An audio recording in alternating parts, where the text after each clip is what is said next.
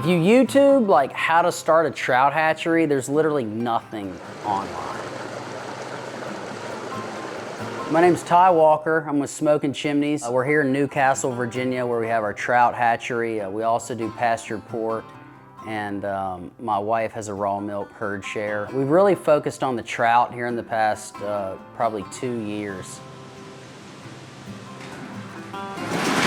It was really a vision of ours when we first came here to really get this 1930s trout hatchery back up and running. So yeah, I got a phone call from a friend who was like, Ty, there's a trout hatchery in Newcastle, you should come check it out. So I came up here with him and we walked around, but none of the water was on. So I was like, I don't know if this is a trout hatchery or not. And he's like, well, it's a trout hatchery. It used to be. Hey, Bush Light. Goes down like a cool mountain stream.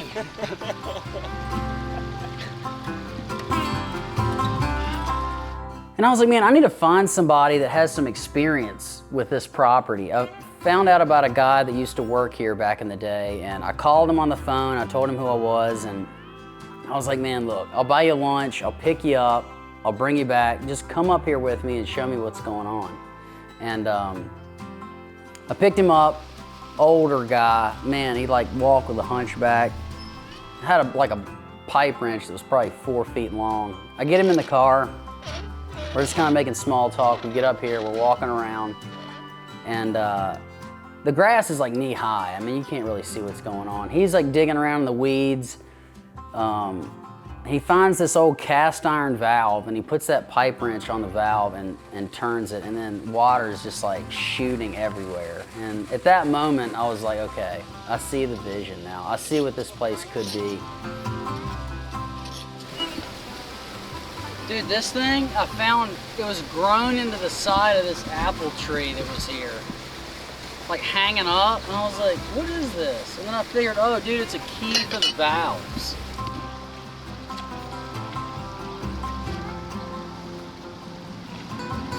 It took us about a year just to get all the trash cleaned up and just sort of get the place sort of going in the right direction. Then the whole second year was us working with the state in getting all of our licenses and certifications to process the trout. That was a big deal.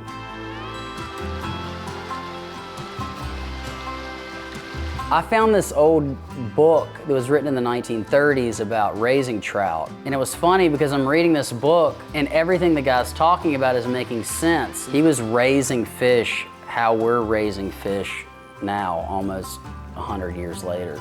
It's been a big learning curve. You know, I've probably killed more fish than I've raised, but that's part of it. You know, every day you're learning something new about the fish and the water, and it's really interesting that there's no pumps on the property. It's all gravity fed. People have said when they've eaten the trout, they felt like it tasted like clean water. You know, they first hear about farmed fish and it really kind of puts them off, where, you know, if you come to our facility, you know, the trout are eating bugs. There's a 1,000-gallon-a-minute spring that is coming out of the rocks that's feeding all of our raceways and ponds. I mean, the water's 54 degrees year-round. A lot of hatcheries use like a recycled water system, like they're inside, they're in big swimming pools, they're using the water. That's called a closed system, like where they use the water and then they filter it and recycle it and they use it again. And that's what gives fish that like fish tank kind of taste.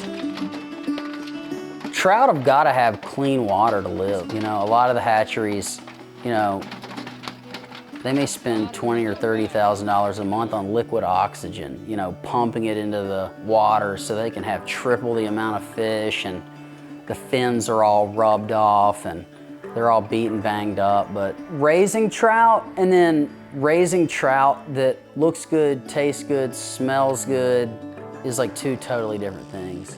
It's one of those things like taste and see, you know, like once you taste our product, I mean, we've had the best chefs in the area just rave about our products.